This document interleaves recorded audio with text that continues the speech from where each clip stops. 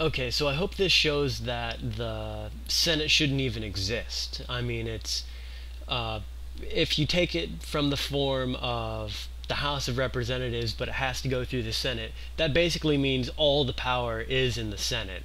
The House of Representatives, maybe, since it has to be reapproved in there. But yeah, all the power is in the Senate. The Senate is the only thing that pretty much matters. And the House of Representatives is a little more accurate if you want to call it a representative or a delegate form of electing laws, but even then, it's total crap. I mean, you have a system where majority of votes always wins.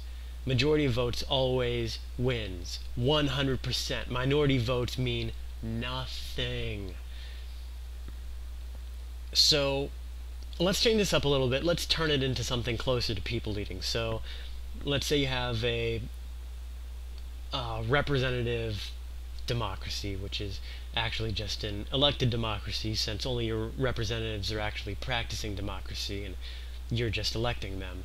Um, so you have these people, and let's say uh, there's a Congress, and it's made up of a whole bunch of people, and they have all sorts of different views. Um, and again, some people share those views and some people don't.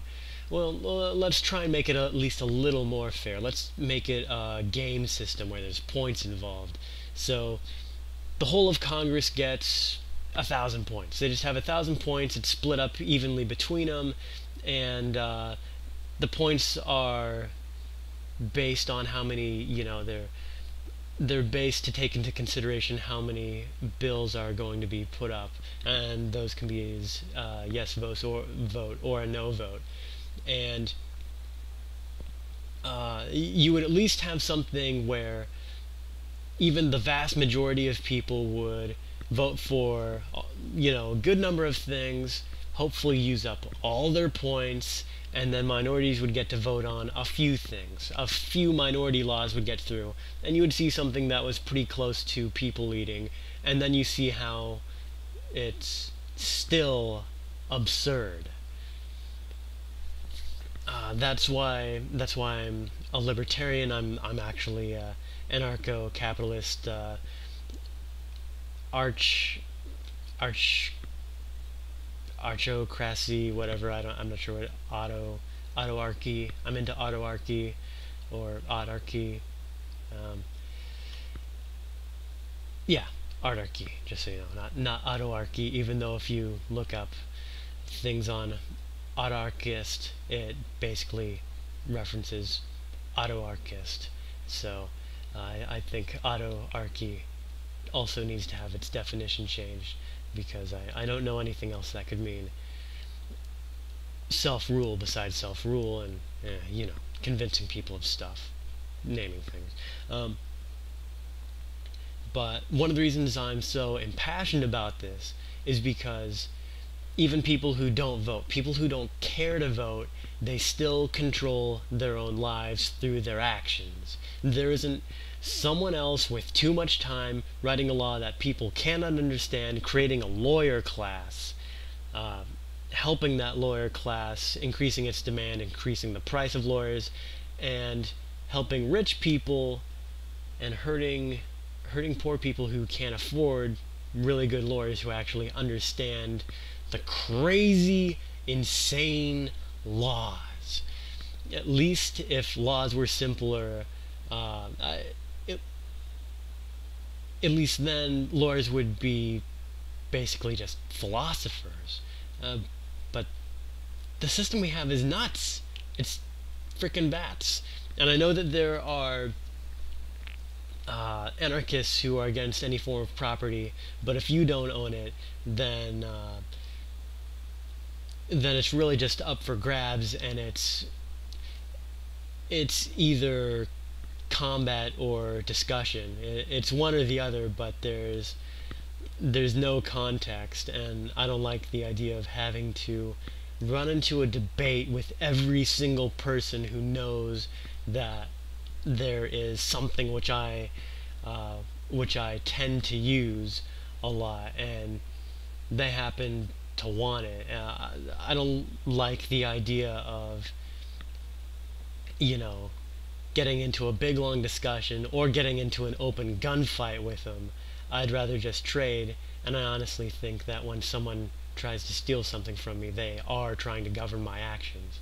And that is why I think that anarcho-capitalism, autarky, is a much more genuine form of anarchy than the no property form of anarchy also.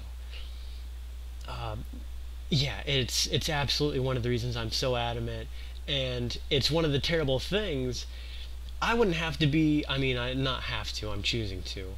I wouldn't have any motivation to be so politically adamant that, I want people to be libertarian. I want people to have to entrust in the law system of everybody, leave everybody else alone, and infinite secession and things of that nature. But the democratic system requires I am. If I want people to be free, if I want to be free to choose to live how I want to, if I want to not be a slave, if I want to not have to constantly worry about a guy in a uniform running around with an ideology that he's performing something called the law, which is, necessary to maintain civil order, that I have to convince 50% plus one of the voting population, and it's not even that. I have to convince 50% plus one in every county, in the right counties, in the right part of the state, because if I don't get those people on my side, I could actually, it's very possible, convince 50% plus one, and the election results could basically say it's 50% minus one. So I have to do that just to get the people who the heavily extremist ideologues off my back, police officers, etc., etc. And I know that a lot of them they're not crazies like they're painted out to be. A lot of them are just people who would like to help their community. They probably, I mean, I'm actually sure of it, that a good number of them became cops because they saw a crime. They saw things happen that they wanted to help. They wanted to do something to help, and they've become pawns for this insane, crazy scheme in the process. So I wanted to put that out there. I don't hate all cops. There's some cops out there, and you know who you are. I don't, but you know who you are, and I don't like you. Don't come looking for me, because you might find trouble. But yeah, that's pretty much it.